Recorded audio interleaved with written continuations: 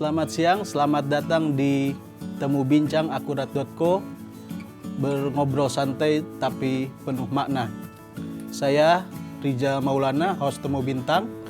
Pada acara kali ini kita sudah hadir bersama kita seorang politisi muda tapi kaya pengalaman. Alhamdulillah. 15 tahun sudah berkarir di DPR. Bahkan beliau ini juga sempat menjadi wakil ketua DPR. Dan selama karirnya saya kira kita kenal beliau cukup kontroversial. Sempat mengusulkan membubarkan Komisi Pemberantasan Korupsi. Dan selama ini dikenal juga sangat kritis terhadap pemerintahan Joko Widodo. Selamat siang Bang. Siang. Assalamualaikum. Waalaikumsalam. Apa kabar Bang? Ya, sama dengan Anda. Iya. Sama-sama kita berbobot nih Bang. Bagaimana nih Bang perasaannya setelah kemarin menerima penghargaan dari Presiden Jokowi, Bintang Mahaputra Nararya? Perasaannya sedih karena rupanya di situ ada pembagian kapling kuburan. jadi kapling kuburan malah ya, jadi sedih malah. Iya, jadi rupanya itu kan bagian dari bintang tanda jasa itu kepada kita diberikan kapling kuburan gitu. Jadi bintang ini mendekatkan kita pada kematian. Nah ini juga yang bikin khawatir mungkin sebagian masyarakat atau ya fansnya Abang nih dengan diberikannya penghargaan ini justru akan tidak kritis lagi nih. Selama ini kan cuitan-cuitannya cukup keras kepada pemerintah. Ini akan merubah Abang atau tetap seperti dulu nih? Sekarang bisa dites di sini. Jadi apakah saya hari ini akan tetap kritis atau tidak, bisa kita mulai ya. Apa pertanyaannya? Oke, nanti apa yang harus saya katakan? Karena memang perasaan saya tidak mudah berubah. Jadi tidak pernah berubah nih ya. Tidak akan berubah, tetap kritis kepada pemerintah. Tapi kemarin juga para elit atau pengurus pusat Partai Gelora datang ke istana. Sebelumnya ya? Ya, sebelum ini dia datang ke istana. Nah, ini apakah bukti atau sinyal dukungan kepada pemerintah atau hanya silaturahmi biasa, Bang? Kami datang beberapa kali, artinya sekarang ini ada dua kesadaran penting yang kami coba tanamkan. Yang pertama adalah kelahiran partai itu adalah satu ikhtiar untuk menemukan jalan baru bagi bangsa kita untuk menghadapi masa depan yang tidak mudah. Karena itu tidak saja kita perlukan langkah-langkah, tapi sebelumnya itu kita perlukan pikiran. Ya, perlu dasar berpikir yang berbeda. Karena itulah kemudian kami bertemu banyak orang untuk mensosialisasikan pikiran-pikiran itu. Dan yang kedua tentunya kita perlu formalitas kelembagaan sebagai alat perjuangan.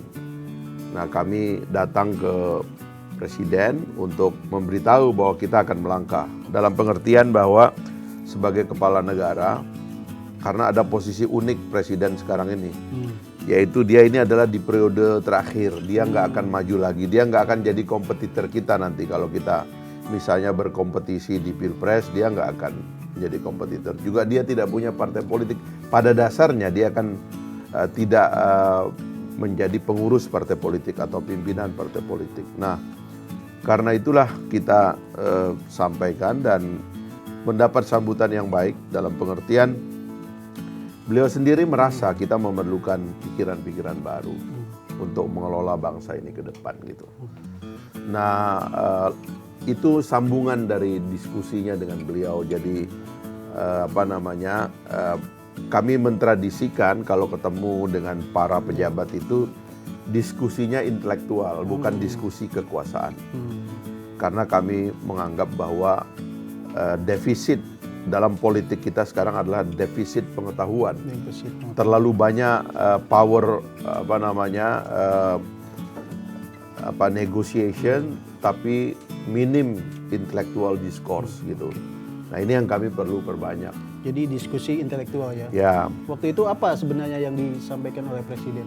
Pesan-pesan untuk Partai Gelora sendiri. Kalau kita waktu ketemu itu kita bicara umum, tapi ada beberapa spesifik isu yang kita bahas gitu. Yang umum tentunya adalah situasi dunia sekarang ini. Karena itu waktu itu Pak Anies menyampaikan usulan kepada Presiden, Bapak Presiden perlu dua kelompok masyarakat yang ada di sekitar Presiden. Kelompok pertama itu beliau bilang itu adalah bersatunya kaum saintis. Jadi supaya peta jalan kita ke depan itu berbasis kepada analisa sains, maka di sekitar Presiden itu harus ada saintis yang bersatu. Nah supaya lebih jelas gitu. Jangan kita ini meraba-raba, tiba masa tiba akal.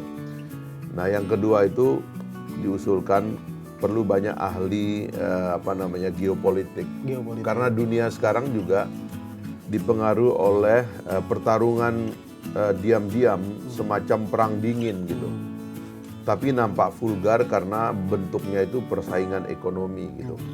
Nah karena itu Presiden perlu punya ahli-ahli geopolitik gitu. COVID ini sendiri kita nggak tahu ini wabah murni atau sebuah perang biologi, itu kan belum final ya. Di Amerika sampai berseteru dengan WHO gara-gara dituduh WHO melakukan semacam komplotan gitu, berkomplot dengan China gitu. Nah ini yang kami bicara. Lalu kita bicara yang spesifik tentang bagaimana kita menangani COVID, itu kita kasih masukan yang konkret kepada Presiden. Apa ada pembicaraan khusus soal kabinet misalnya?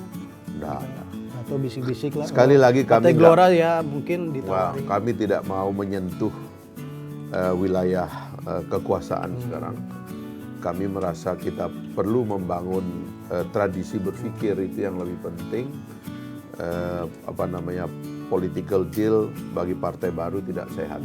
Jadi kami intellectual discourse dulu aja. Tapi kalau misalnya Pak Presiden minta, karena intellectual discourse juga masukannya, sarannya misalnya diminta di Watim-Pres misalnya atau di lembaga lain. Kita tidak berpikir kekuasaan politik sebagai kekuasaan dulu sekarang nih. Kami berpikir politik sebagai tradisi berpikir dulu. Intelektual ya.